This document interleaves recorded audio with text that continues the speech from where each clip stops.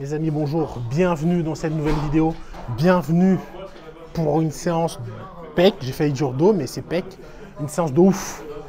Malgré les calories qui baissent, je suis encore fort, très chaud même. Et on va partir sur le nouveau format d'entraînement que je vais vous détailler. On ne fait pas plus de 7 qu'avant.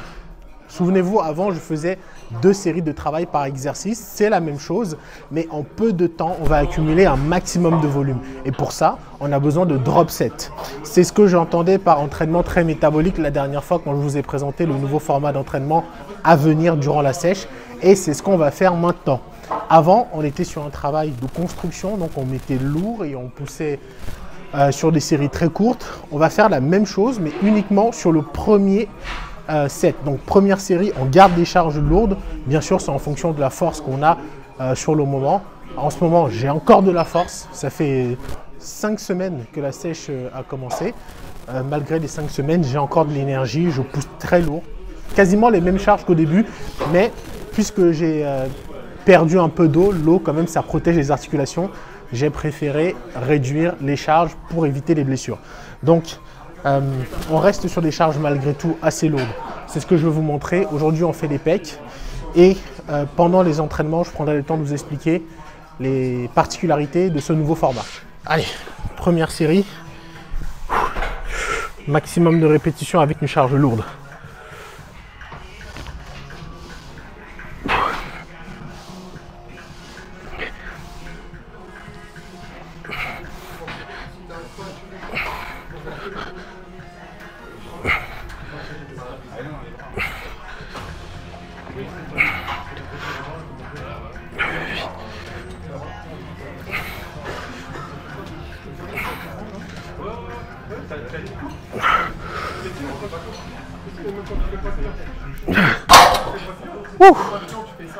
Il y a encore de la force, plus que ce que je pensais. Je pense que je peux retrouver mes charges de prise de masse sur les pecs. Deuxième set, là on va faire des drops. Premier drop plutôt, on fait jusqu'à 12 max si on peut. Si on peut pas, on s'arrête avant, c'est pas grave. Tant qu'on se rapproche de l'échec, c'est parfait. Ensuite, on décharge. On fait un maximum de répétitions. Le but, c'est d'aller à l'échec sur chaque drop. Et ça fera 3 drops au total. Donc, sur un set, finalement, on va avoir beaucoup de volume, donc beaucoup de répétitions. Ça, c'est l'entraînement que je fais sur tous les groupes musculaires en ce moment, avec seulement 2 séries de travail. Sur certains entraînements, j'ai même qu'une seule série de travail pour certains muscles en particulier. Donc, aujourd'hui, concentrons-nous sur les pecs.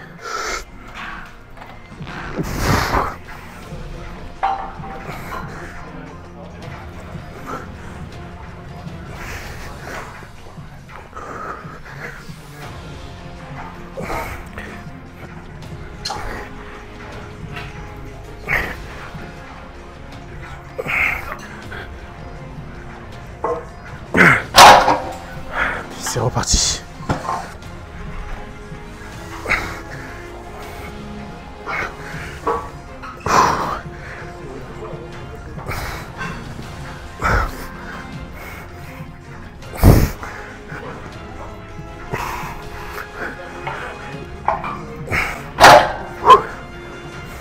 C'est pas fini, on drop encore.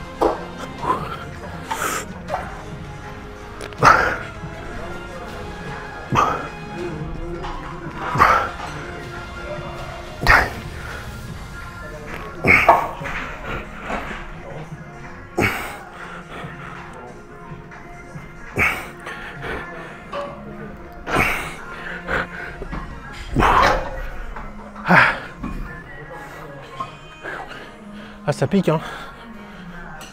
Si on avait fait tout ça en prise de masse, on n'aurait pas eu de place pour ça en sèche. Donc c'est très bien. Le fait de m'entraîner comme ça, ça m'évite d'aller taper les calories trop bas. Donc c'est top. Là, plus on va mettre de l'intensité à l'entraînement, plus on aura de chances de faire baisser le poids sans être trop serré sur la diète au début. Donc ça marche bien jusqu'à présent. Le poids est tombé facilement, très facilement. Deuxième atelier de travail. On passe sur notre bon vieux développé et incliné à la machine.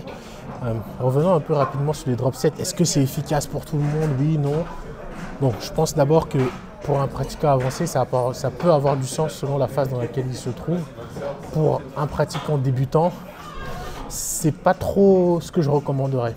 Je recommanderais plutôt d'accumuler du volume plutôt que de tout condenser sur une série. Faites 2, 3 séries pour accumuler du volume, pour apprendre à exécuter les mouvements sans trop de difficultés. C'est-à-dire que si tu es débutant et que tu mets direct lourd sur des sets courts, sans maîtriser le mouvement, sans avoir la capacité nerveuse d'encaisser, tu ne vas pas progresser. Et même sans parler d'être débutant, pour maîtriser un mouvement correctement et progresser sur celui-ci, il faut le répéter souvent. Pas changer de programme toutes les 2 semaines, pas changer de programme tous les 3 mois. Ce n'est pas du tout une approche intelligente. Quand tu as un nouveau programme, pour réellement l'appréhender, il faut d'abord un temps d'appréhension logistique, c'est-à-dire quand tu arrives à la salle, tu sais ce que tu dois faire, tu n'es plus en train de regarder ton programme toutes les 2 secondes pour savoir ce que tu dois faire. Une fois que ça c'est acquis, maintenant il faut progresser sur les mouvements.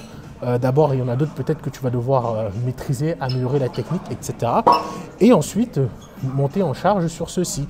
Ça peut être le nombre de séries, le nombre de répétitions, etc. Peu importe. Mais les séances d'entraînement, tu ne les changes pas tous les 2 semaines, tous les 3 mois, comme un programme de diète. Ce n'est pas du tout la même approche.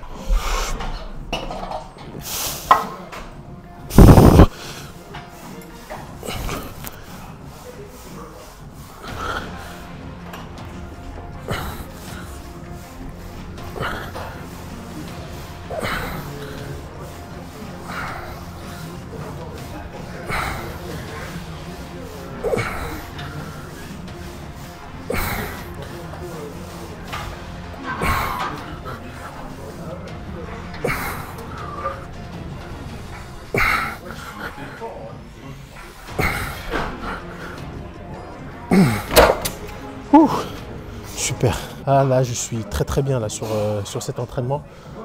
Aujourd'hui, j'ai de l'énergie, beaucoup plus que la semaine dernière. La semaine dernière, j'étais en descente. Je pense que j'avais accumulé trop de fatigue nerveuse.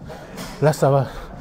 Je fais beaucoup de bains glacés en ce moment, ça aide énormément en termes de récupération.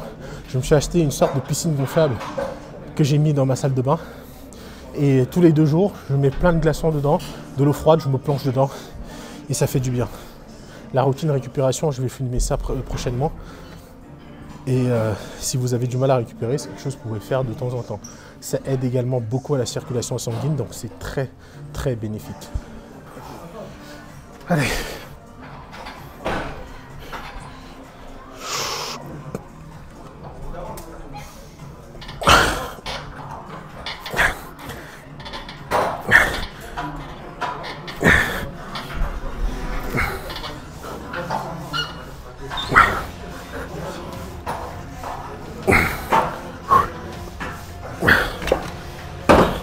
Allez, c'est pas fini.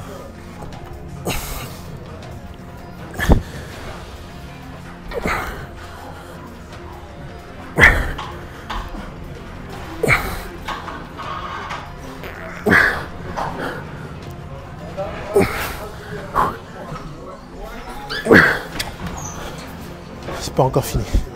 On continue. Allez.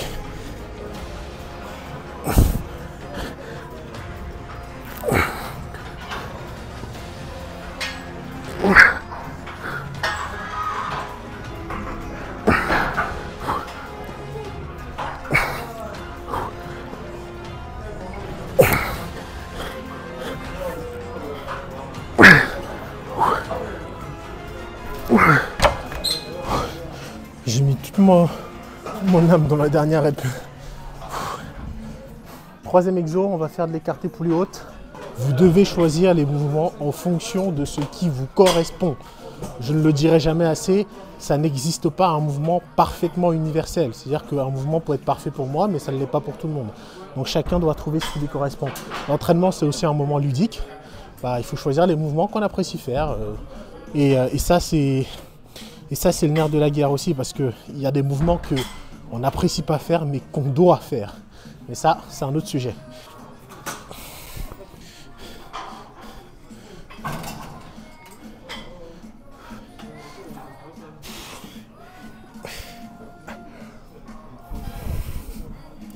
Bon, je peux mettre plus lourd. ça sert à rien de mettre léger et faire 40 répétitions sur le premier set.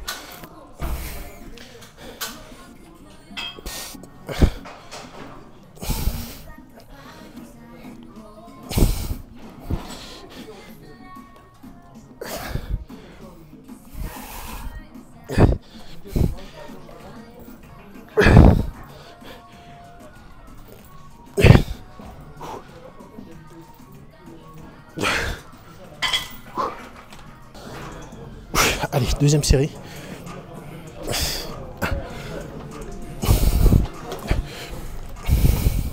Trois.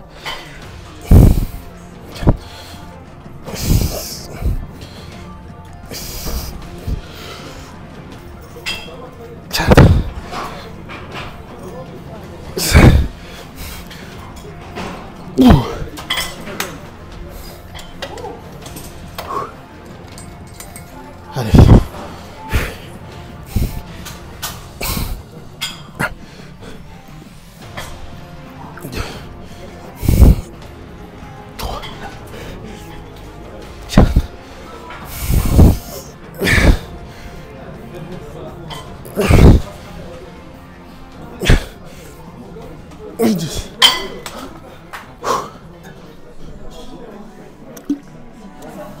Toujours s'alimenter pendant l'entraînement. EAA. Pendant la sèche, c'était du cluster dextrine plus des EAA. Maintenant, bon, il faut réduire les calories, les glucides. Donc maintenant, c'est uniquement des EAA. Là, on passe sur écarté, sur banc incliné avec les haltères. C'est un mouvement qui a fort temps d'étirement. J'aime beaucoup ce mouvement. J'ai toujours de très belles sensations avec et l'étirement des pecs est juste spectaculaire. Pardon. Quand je ferai cet exercice plus loin dans la sèche, vous allez voir comment toutes les fibres vont apparaître. J'adore ce mouvement juste pour cet aspect très spectaculaire, mais il est très efficace aussi en tant que mouvement d'étirement pour les pectoraux. Allez, on ne change pas la méthode de travail. Vous voyez que j'ai toujours les mêmes exercices depuis le début, depuis la prise de masse. J'ai simplement ajouté l'exercice précédent, plutôt remplacé, mais c'est sensiblement les mêmes exercices.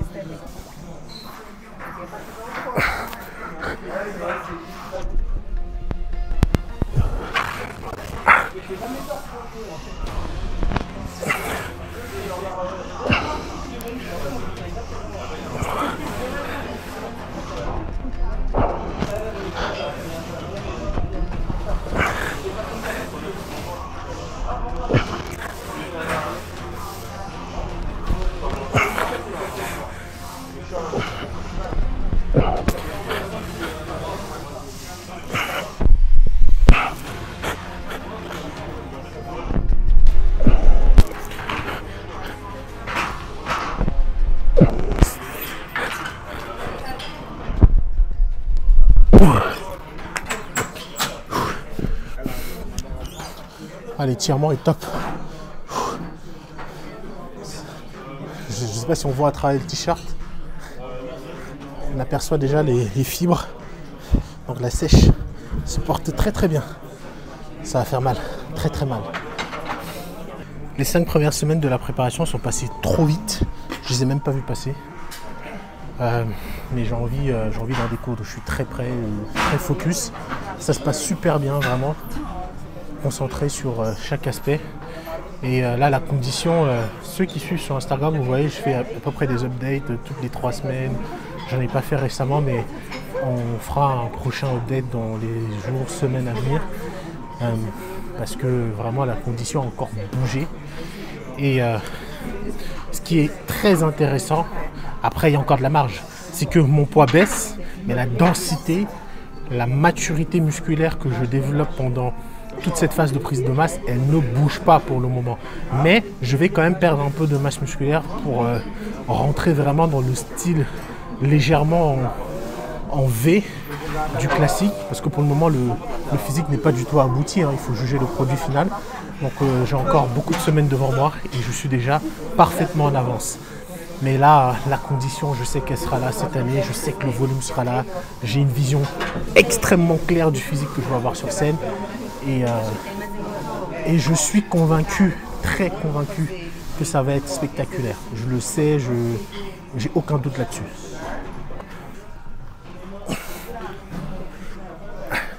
Allez, deuxième série.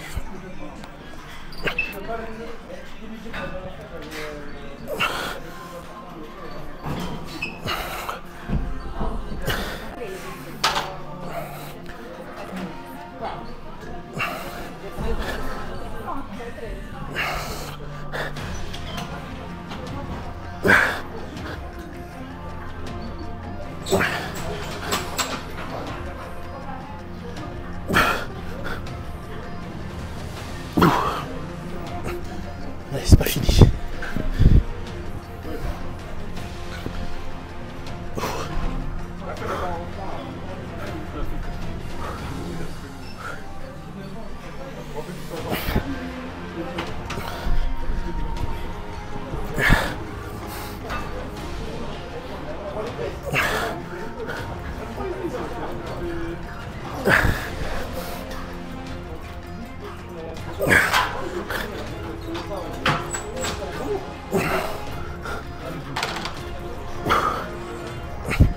Allez, on se repose un peu, 30 secondes et on repart. Parce que là, j'ai encore des répétitions en réserve.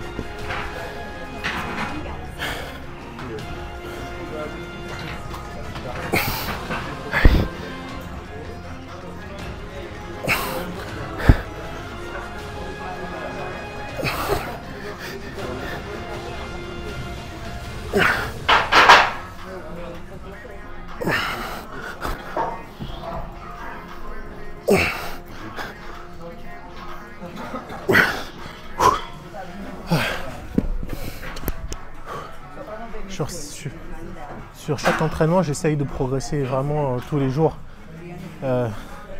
Pareil, je gratte des répétitions, une charge en plus, mais sans prendre de risques. Vous voyez, je commence à mettre des coups de gère aussi parce que la prévention articulaire, c'est très important. Ça ne doit pas se limiter uniquement aux compléments alimentaires, mais aussi aux accessoires utiles. Donc surtout là, en période de sèche, j'essaye de tout faire pour ne pas me blesser. C'est la seule chose qui m'effraie en ce moment, la blessure. Parce que je conserve quand même des charges très lourdes. Mais c'est pas que je conserve des charges lourdes pour fanfaronner. C'est juste que je sens que j'ai encore la force de pousser très lourd. Par exemple, au squat, mes charges sont toujours les mêmes. Je fais des dégressives en commençant en 260 kg. Mais j'ai quand même une petite appréhension quand je pose la barre sur les épaules parce que je me dis, j'ai pas la même composition corporelle qu'en prise de masse. Mais une fois que je suis sous la barre, j'oublie ça. Parce que chaque entraînement, je me donne tellement à fond, mais tellement. J'y crois cette année, j'y crois, mais comme jamais. Vraiment. Séance terminée. On n'a pas filmé le dernier exo qui était les dips, mouvement que j'ai intégré simplement par caprice parce qu'il y avait trop de monde, donc j'ai pas pu le filmer. Donc là, l'entraînement était bien. Aujourd'hui, j'ai pas été spécialement bousculé par la fatigue, donc très content de cet entraînement. J'ai poussé au bout. On va rentrer, on va manger. Je vous donne rendez-vous donc à la maison pour le repas post-training. Je vous ai menti, mais involontairement. On ne se retrouvera pas tout à l'heure pour la suite des repas parce que je dois aller récupérer un colis très important. J'ai un boucher à côté de chez moi et j'ai tendance à venir souvent lui acheter de la viande, du bœuf maigre. Et je suis venu 1, 2, 3, 4, 5 fois. Tu sais, j'achète de la viande, je découpe et je congèle. Je congèle avec des petits sachets de congélation vraiment ce qu'il me faut à chaque repas où j'ai de la viande rouge.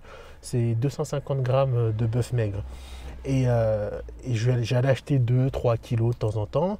Et avec la récurrence, il m'a posé des questions, il s'est intéressé un peu à ce que je faisais. Et il m'a proposé de m'acheter de la viande en prix de gros. Du coup, ça m'arrange, ça me revient largement moins cher, que ce soit le poulet ou de la viande rouge. Donc vraiment, c'est un monsieur très gentil. Donc il m'a envoyé un message tout à l'heure, il m'a proposé de venir récupérer mon colis à la fermeture de sa boucherie. Donc c'est ce que je vais faire. Et je vous donne rendez-vous pour la prochaine vidéo.